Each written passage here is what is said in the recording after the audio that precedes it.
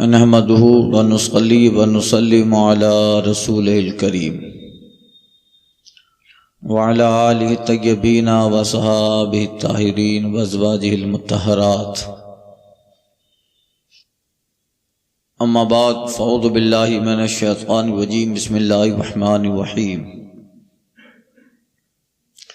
فرح المخلفون بمقعدهم خلاف رسول الله وكرهوا أن يجاهدوا بأموالهم وأنفسهم في سبيل الله وقالوا لا تنفروا في الحر قل نار جهنم أشد حرا لو كانوا يفقهون فليضحكوا قليلا وليبكوا كثيرا جزاء بما كانوا يكسبون. پیچھے رہ جانے والے اس پر خوش ہوئے کہ رسول کے پیچھے بیٹھ رہے اور انہیں گوارا نہ ہوا کہ اپنے مال و جان سے اللہ کی راہ میں لڑیں. بولے اس گرمی میں نہ نکلو، تم فرما دو جہنم کی آگ سب سے سخت گرم ہے. کسی طرح انہیں سمجھ ہوتی تو انہیں چاہیے کہ تھوڑا ہنسے، زیادہ روئیں، بدلہ اس کا جو کماتے ہیں.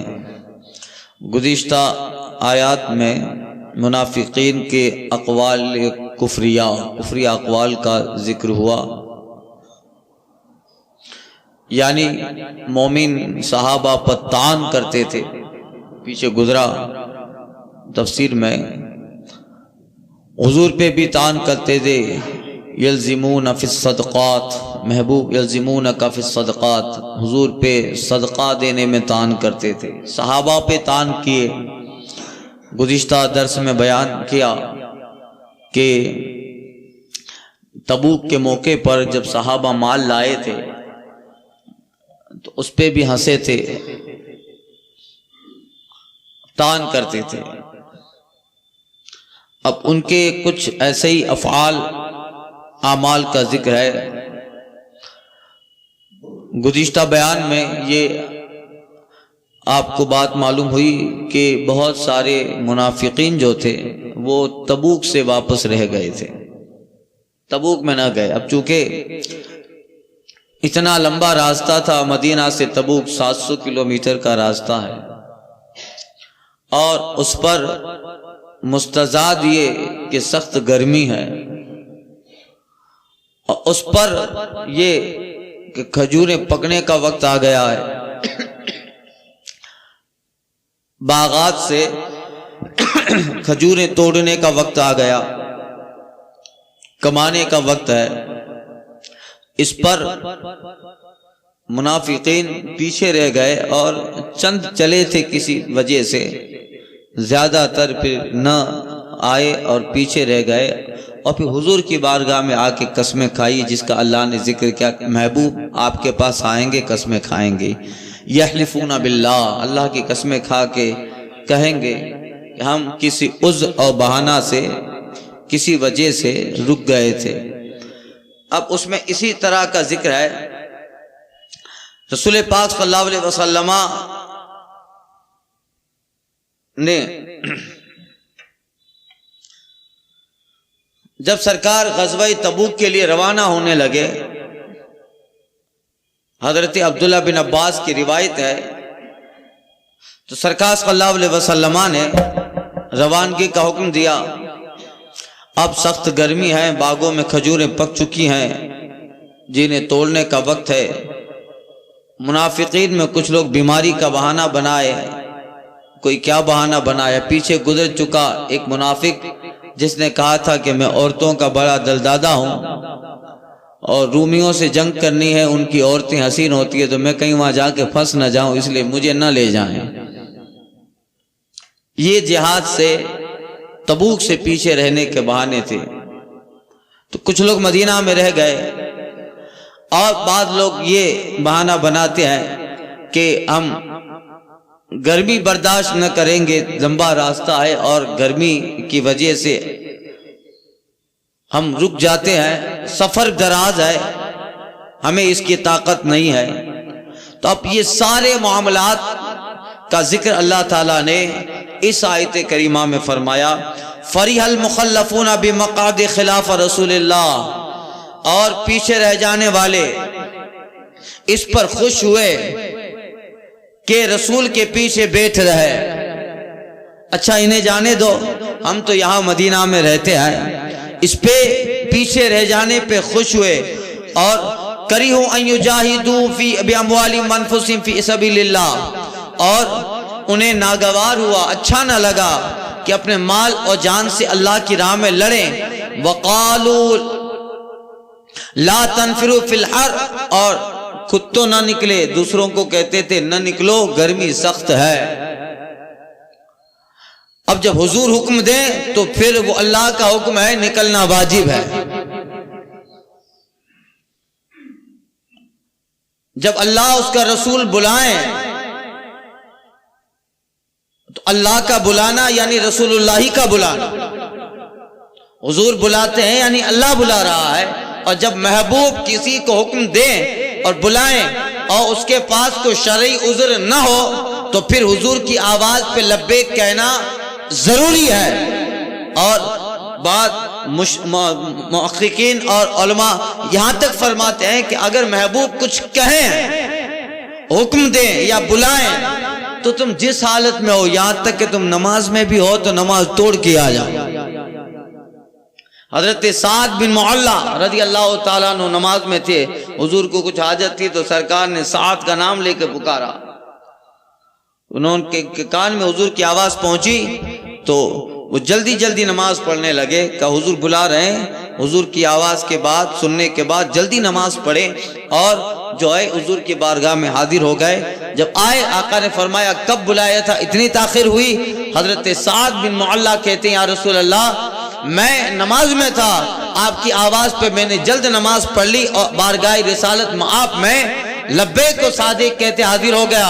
آقا فرماتے تھے اے سعد کیا تم نے اللہ کا قانون نہیں سنا کہ فاستجیبوا، جب اللہ اس کا رسول تمہیں حکم دیں اور بلائیں تو یہاں مطلق فرمایا ہے تم جس سچویشن میں ہو اس سچویشن میں محبوب کی بارگاہ میں آ جاؤ، یہی اطاعت ہے۔ تو علماء فرماتے ہیں کہ اگر نماز میں بھی ہو تو بھی آ جاؤ، تمہاری نماز نہ ٹوٹے گی، محبوب کی بارگاہ میں آؤ، محبوب کچھ کام کہیں اور کچھ حکم دیں اس پہ عمل کرو، اور کام ختم ہو جائے واپس جہاں سے چھوڑ کے گئے تھے نماز شروع کر دو۔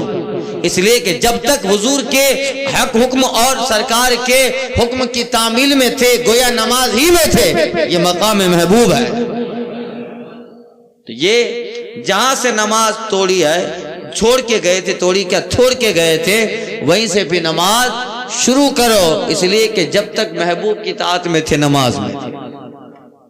تو یہ اگر قعدہ میں ہے، رکوع میں ہے، ایک سجدہ کر چکا ہے اور کان میں آواز آئی دوسرا سجدہ نہ کرے، حضور کی بارگاہ میں آ جائے۔ یہ اب سرکار نے بلایا ہے تبوک کے لیے، اور یہ تو منافقین کی جماعت تھی جن کے پاس یہ بہانے تھے۔ وقالوا لا تنفروا فی الحر، وہ کہتے ہیں نہ نکلو گرمی سخت ہے، گرمی میں نہ نکلو۔ اللہ فرماتے قل محبوب کہہ دو نار جہنم اشد حرا، کیا نہیں پتا کہ دوزخ کی گرمی اس سے بھی سخت ہے؟ تو پھر محبوب کے حکم پر نفاق تمہارے دل میں آ جاتا ہے اور نہیں نکلتے ہو، بہانہ بناتے ہو۔ کیا تم یہ جانتے ہو کہ اللہ تعالیٰ تمہارے کاموں سے خبردار نہیں ہے؟ محبوب کو اللہ تمہارے سب کاموں کی خبر دیتا ہے، جس کا ذکر اللہ تعالیٰ نے اس آیت پاک میں گزشتہ بیان فرمایا۔ یعلم سرہم و نجواہم، اللہ تعالیٰ ان کی خفیہ تدبیریں جانتا ہے، اللہ تعالیٰ ان کے بھید جانتا ہے، اور وہ جو مشورہ کرتے ہیں رب کو پتہ ہے اور رب محبوب کو خبر دے رہا ہے۔ تو کیا یقین کرو کہ جہنم کی آگ وہ بڑی سخت بڑی گرم ہے۔ لو کانوا یفقہون، اگر وہ سمجھتے، اگر انہیں اس کی سمجھ ہوتی تو پھر ان کے دماغ میں جہنم کی آگ کا تصور ہوتا۔ آج محبوب کے حکم کی تعمیل نہ کر کے بہانہ بنا کر تبوک سے پیچھے رہنے پہ خوش ہو رہے ہیں اور یہ سمجھ رہے ہیں کہ ہمارے عمل سے محبوب بے خبر ہیں۔ حاشا للہ ایسا نہیں ہے. اگر تمہارے دل میں ذرہ برابر بھی آخرت جہنم کا خوف اور ڈر ہوتا تو تمہارے دماغ میں یہ بات آتی کہ یہ گرمی تو کچھ نہیں ہے جہنم کی گرمی کے مقابلے میں.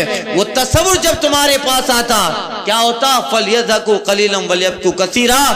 تصور پر تم بہت کم ہنستے، زیادہ رونا زیادہ آتا.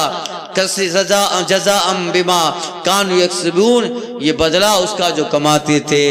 یعنی دنیا میں تو رسوائی ہوئی کہ رسول اللہ صلی اللہ علیہ وسلم جب واپس آئے تبوک سے سب کا نام لیا اور یہ جو بہانہ بنائے تھے اللہ نے محبوب کو بتایا محبوب یہ سب بہانے ہیں، آپ ان کی تحقیق کریں. دنیا میں رسوائیاں ہوئے، آخرت کی رسوائی یہ ہے کہ جہنم کا عذاب سخت ہے. تو یہ منافقین کا حال تھا. اب دیکھیے کیا ہوگا، اللہ پہلے خبر دے رہا ہے فَإِن رَجَعَكَ اللَّهُ إِلَىٰ طَائِفَةٍ مِّنْهُمْ فَاسْتَأْذُونَكَ لِلْخُرُوجِ قُلْ لَن تَخْرُجُوا مَعِيَ أَبَدًا وَلَن تُقَاتِلُوا مَعِيَ عُدُوًّا إِنَّكُمْ رَضِيتُمْ بِالْقُعُودِ أَوَّلَ مَرَّةٍ فَاقْعُدُوا مَعَ الْخَالِفِينَ. پھر اے محبوب صلی اللہ علیہ وسلم اگر اللہ تمہیں ان میں سے کسی گروہ کی طرف واپس لے جائے، یعنی جب آپ تبوک سے واپس آ جاؤ اللہ محبوب تمہیں ان میں سے کسی گروہ کی طرف واپس لے جائے اور وہ تم سے جہاد کے لیے جہاد سے نکلنے کی اجازت مانگے تو تم فرما دو لن تخرجوا معی ابدا کہ تم کبھی بھی اب میرے ساتھ نہ چلنا، اب تم کبھی بھی میرے ساتھ نہ چلو. وَلَن تُقَاتِلُوا مَعِيَ عُدُوًّا اور ہرگز میرے ساتھ کسی دشمن سے نہ لڑو. کیوں؟ رَضِيتُمْ بِالْقُعُودِ أَوَّلَ مَرَّةٍ تم نے پہلی دفعہ بیٹھے رہنا پسند کر لیا، تبوک میں نہ چلے، پہلی مرتبہ بیٹھے رہنا پسند کیا. فَاقْعُدُوا مَعَ الْخَالِفِينَ تو اچھا اب پیچھے رہ جانے والوں کے ساتھ بیٹھے ہی رہو. اب بات یہ ہوئی کہ تبوک کے موقع پر جو واقعات ہوئے اللہ تعالیٰ نے اپنے محبوب کو غیب کی خبر عطا.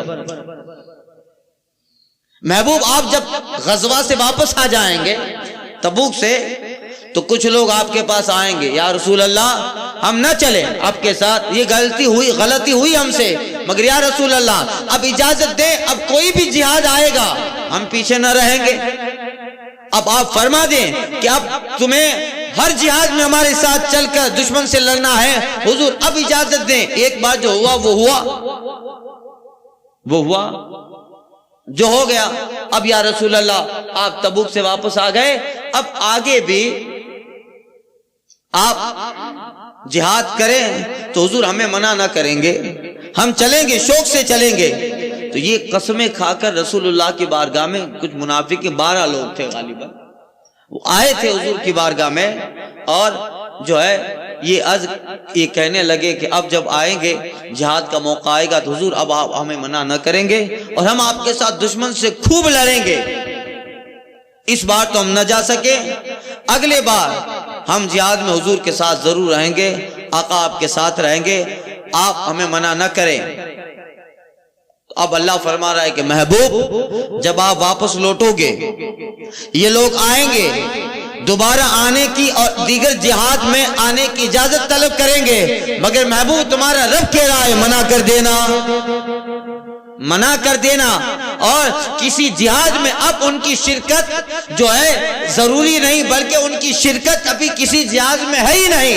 اب اللہ غیب کی خبر دے رہا ہے. یا تو 2 باتیں ثابت ہو گئی، پہلی بات کہ انہیں منع کرنا ہے کہ جہاد میں نہ آئیں، دوسری بات کہ محبوب یہ کیسے آئیں گے، یہ آپ کا آخری مرتبہ نکلنا ہے. یہ ہجری 9 میں ہوا، ہجری 10 اور پھر ہجری 11 میں سرکار صلی اللہ علیہ وسلم کی وفات پاک ہے، یعنی اس کے بعد کوئی جہاد ہی نہ ہوا. تو گویا ایک خبر بھی ہے اور ان منافقوں کو سبق بھی سکھانا ہے کہ اب آپ کے پاس آ کر کہے کہ اب ہم مان لیتے ہیں آپ کو. محبوب اگر آپ کو منانے آئے تو کہہ دینا جب ہم منا رہے تھے تو نہیں آئے، اب تم مناتے ہو اب ہم نہ مانیں گے. تو پھر منانے کا وقت ہے. اعلی حضرت کہتے ہیں آجل ان کی پناہ، آج مدد مانگ ان سے، پھر نہ مانیں گے قیامت میں اگر مان گئے. سمجھے؟ آج ماننے کا وقت ہے، اور پھر قیامت میں تو حضور کی شان دیکھی جائے گی، تب تو مانی جائے گا. مگر تو مانے گا اس وقت حضور نہیں مانیں گے، پھر نہ مانیں گے قیامت، یعنی حضور قیامت میں نہ مانیں گے اگر مان گیا. ہاں تو مان جائے گا کہ وہ دیکھ رہا ہے حضور کی شان، کہ وہ مقام و منصب اللہ نے دیا ہے. استاد زمن کہتے ہیں فقط اتنا سبب ہے ان عقاد بزم محشر کا، یا رسول اللہ آپ کی شان محبوبی دکھائی جانے والی، کہ حضور ہی کا کرم ہو رہا ہے. اعلی حضرت کہتے ہیں مسیح و صفی خلیل و نجی سبھی سے کہیں بھی بنی، مسیح و صفی خلیل و نجی سبھی سے کہیں بھی بنی، یہ بے خبری کہ خلق فری، یا رسول اللہ کہاں سے کہاں تمہارے لیے. یہ ہے ماننے کا وقت. تو محبوب سے کہا جا رہا ہے محبوب آپ کہہ دینا اب نہ چلے، اب بہانہ مت بنا، اب تمہیں لے ہی نہیں جانا. اچھا نہ چلنا ہی پسند تھا، بیٹھے رہنا پسند تھا، اب بیٹھے رہو. تو یہ خبر دی جا رہے فَإِن رَجَعَكَ اللَّهُ إِلَىٰ طَائِفَةٍ مِّنْهُمْ، پھر اے محبوب اگر اللہ تمہیں ان میں سے کسی گروہ کی طرف لوٹا دے، فَاسْتَأْذَنُوكَ لِلْخُرُوجِ، تو محبوب آپ سے وہ جہاد کے لیے، جہاد سے نکلنے کی اجازت مانگے، فَقُلْ، تو آپ کہہ دو لَن تَخْرُجُ مَعِيَ أَبَدًا، کہ تم ہرگز اب میرے ساتھ نہ چلنا، وَلَن تُقَاتِلُوا مَعِيَ عُدُوًّا، اور ہرگز میرے ساتھ کسی دشمن سے نہ لڑنا. رَضِيتُم بِالْقُعُودِ اول مرہ، پہلی مرتبہ پہلی دفعہ بیٹھے رہنا تمہیں پسند آ گیا، فَقْعُدُوا مَعَ الْخَالِفِينَ، اب آخر تک پیچھے رہنے والوں میں بیٹھے ہی رہو. یہ ان کے نفاق. اب اسی وجہ سے سورہ توبہ کو سورہ فاضحہ کہا جاتا ہے. سورہ توبہ ہے، اس کا نام سورہ فاضحہ ہے. اس نے سورہ میں منافقوں کا اتنا ذکر ہوا ہے کہ سورہ نے سارے منافقوں کو رسوا کر دیا، ان کی ساری پول کھل گئی. اللہ فرماتا ہے اب کیا ہوا، وَلَا تُصَلِّ عَلَىٰ أَحَدٍ مِّنْهُمْ مَاتَ أَبَدًا، اے محبوب ان میں سے کسی کی میت پر کبھی نماز جنازہ نہ پڑھنا، ان میں سے کسی کی میت پر نماز جنازہ نہ پڑھنا. وَلَا تَقُمْ عَلَىٰ قَبْرِهِ، اور کبھی کسی کی قبر پہ نہ کھڑے رہنا. إِنَّهُمْ كَفَرُوا بِاللَّهِ وَرَسُولِهِ، بے شک محبوب یہ لوگ اللہ اس کے رسول کے منکر ہو گئے. وَمَاتُوا وَهُمْ فَاسِقُونَ، اور فسق ہی میں مر گئے. آپ یہ آیت کریمہ نازل ہوئی عبداللہ بن ابی جو رئیس المنافقین تھا. اب بخاری شریف میں اس آیت پاک کے تعلق سے کافی تفسیر ہے، کچھ حکمتیں ہوا کرتی ہے. بعض نام نہاد مولوی لوگ ان آیات کو مقصد بنا کر بدعقیدہ، وہابی، تبلیغی اور ان سب کے ساتھ میل جول کو بھی جائز کر دے رہے ہیں. دیکھیے کچھ حکمتیں ہوا کرتی ہیں. بخاری شریف میں اس آیت پاک کے تعلق سے اور اس طرح کی کافی روایتیں ہیں، اور اس آیت پاک کے شان نزول کے تعلق سے جس میں اللہ فرما رہا ہے وَلَا تُصَلِّ عَلَىٰ أَحَدٍ مِّنْهُمْ مَاتَ أَبَدًا، اے محبوب ان میں سے کسی کی میت پر کبھی نماز نہ پڑھنا. وَلَا تَقُمْ عَلَىٰ قَبْرِهِ، اور ان میں سے کسی کی قبر پہ کھڑا نہ رہنا. اس کا مطلب کیا، حضور اس سے پہلے کسی کی نماز جنازہ پڑھتے تھے یا کھڑے رہتے تھے؟ تب تو یہ کہا گیا کہ اب نہ کھڑے رہنا. دیکھیں کچھ وجوہات تھی. ایک حدیث پاک میں آیا ہے کہ مفہوم حدیث ہے، سرکار صلی اللہ علیہ وسلم نے ایک جگہ فرمایا نہیتکم عن زیارت القبور، صحابہ میں نے تم کو قبروں کی زیارت سے منع کیا تھا. ایک منع تھی. آقا فرماتے ہیں الآن فزورو، اب قبروں کی زیارت کرو. اب ہوتا یہ تھا کہ اب اسلام نیا نیا تھا، تو مکہ شریف میں جو قبرستان تھے ان میں مشرکین بھی دفن تھے، مشرکین بھی دفن ہے اور صحابہ بھی اسی جگہ دفن ہے. اب کہیں کنفیوزنگ نہ ہو جائے کہ سرکار صلی اللہ علیہ وسلم مشرکین کی قبرستان میں جا رہے ہیں، تو ایک وجہ تھی کہ جہاں مشرکین بھی ہیں، دفن ہے، اور کسی کو یہ شک نہ ہو، تو سرکار نے ایک وقت صحابہ سے فرمایا تھا کہ قبروں کی زیارت نہ کیا کرو، میں نے تم کو منع کر دیا، اب نہ کیا کرو۔ کب؟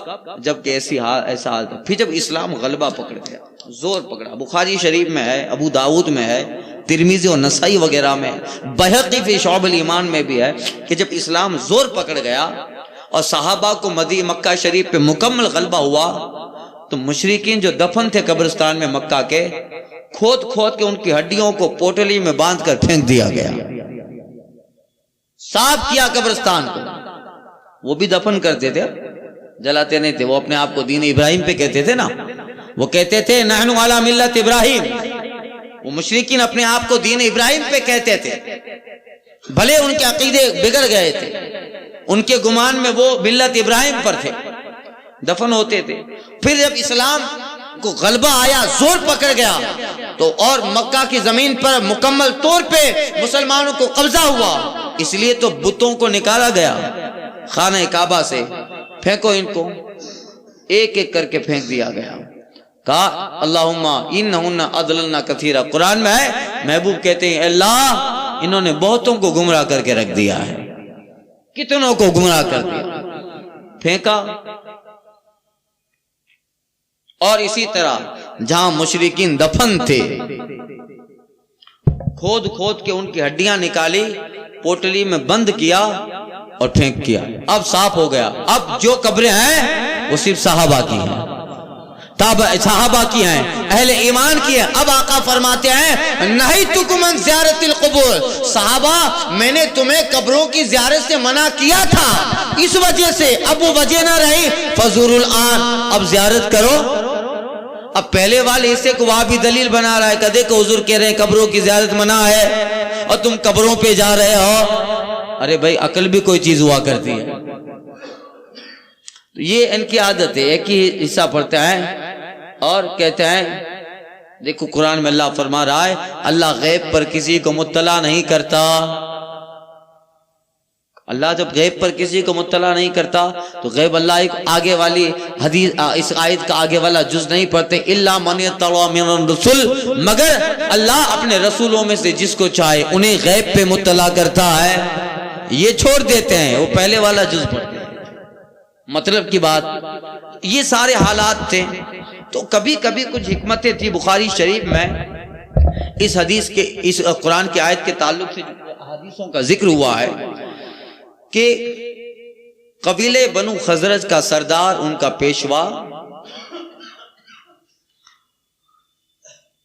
جس پہ سارے منافقین اعتماد کرتے تھے، ان کا آقا تھا عبداللہ بن ابی، رئیس المنافقین ہی سے مشہور تھا، اور جو ہے اس کی ماں کا نام سلول تھا، عبداللہ بن سلول بھی کو کہتے ہیں۔ جب یہ مرض الموت میں گرفتار ہوا تو اس نے رسول پاک صلی اللہ علیہ وسلم کو اپنے پاس بلائے اور عرض کیا کہ رسول اللہ مجھے اپنی قمیص عطا فرما دی، اپنی چادر قمیص مجھے دیں تاکہ میں اس میں کفنایا جاؤں، اور حضور میری تمنا ہے کہ آپ میری نماز جنازہ پڑھائیں، میرے لیے دعائے مغفرت کریں۔ یہ منافق، سب کو پتہ ہے کہ فاروق اعظم بھی اس میں شریک ہیں، وہ سب دیکھ رہے ہیں، ان کے تعلق سے بھی بخاری شریف میں ہے، دیکھ رہے تھے عبداللہ بن ابی موت کے وقت یہ حضور کو بلا رہا ہے نماز جنازہ کی، جو ہے کہہ رہا ہے کہ آپ نماز جنازہ پڑھا دیں۔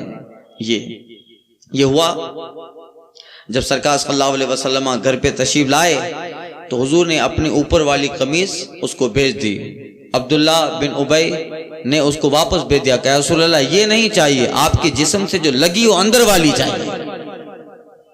اب ایک منافق کا بھی عقیدہ ہے کہ رسول اللہ کے جسم سے ٹچ ہے جو چادر اس میں برکت ہے، ایک منافق کا بھی عقیدہ ہے کہ جو حضور کے جسم سے چادر ٹچ ہے اس میں بھی شفا ہے، برکتیں ہیں۔ جب منافق کا یہ عقیدہ ہے تو بتاؤ جس کا عقیدہ یہ نہ ہو وہ اس سے بدتر ہے کہ نہیں؟ یہ اس کا عقیدہ تھا۔ خیر سرکار صلی اللہ علیہ وسلم نے اس کو دے دی وہ چادر،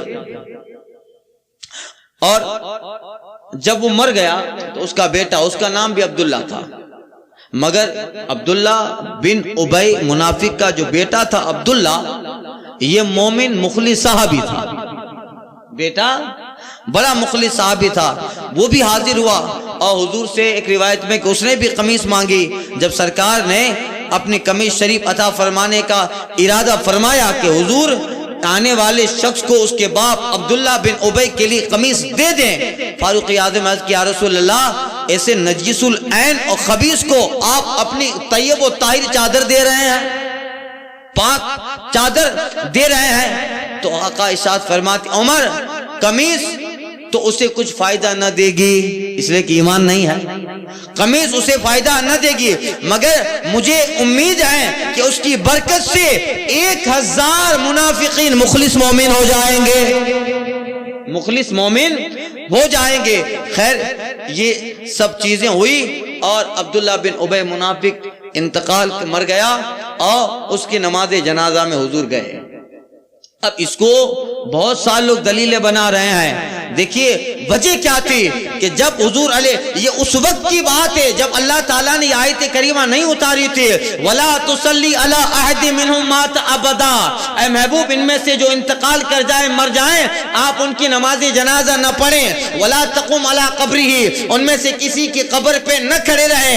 اس آیت کے نزول سے پہلے کی بات ہے، اللہ کا حکم نہیں آیا، اور حضور نے فرمایا تھا اے عمر تمہیں معلوم نہیں اللہ نے کیا فرمایا ہے، ان تستغفروا لهم 70 مرہ، اے محبوب اگر ان لوگوں کے لیے تم 70 مرتبہ بھی دعا کرو اللہ انہیں نہ بخشے گا۔ تو آقا فرماتے عمر اللہ نے 70 کہا ہے، میں 70 سے زیادہ مرتبہ دعا کروں گا۔ یہ بھی ایک بات آئی ہے، مگر ان کو دلیل نہیں بنایا جا سکتا ہے کہ دیکھو حضور گئے ہیں تو پھر اب ہم بھی کسی وہابی کے جنازے میں چلے جائیں۔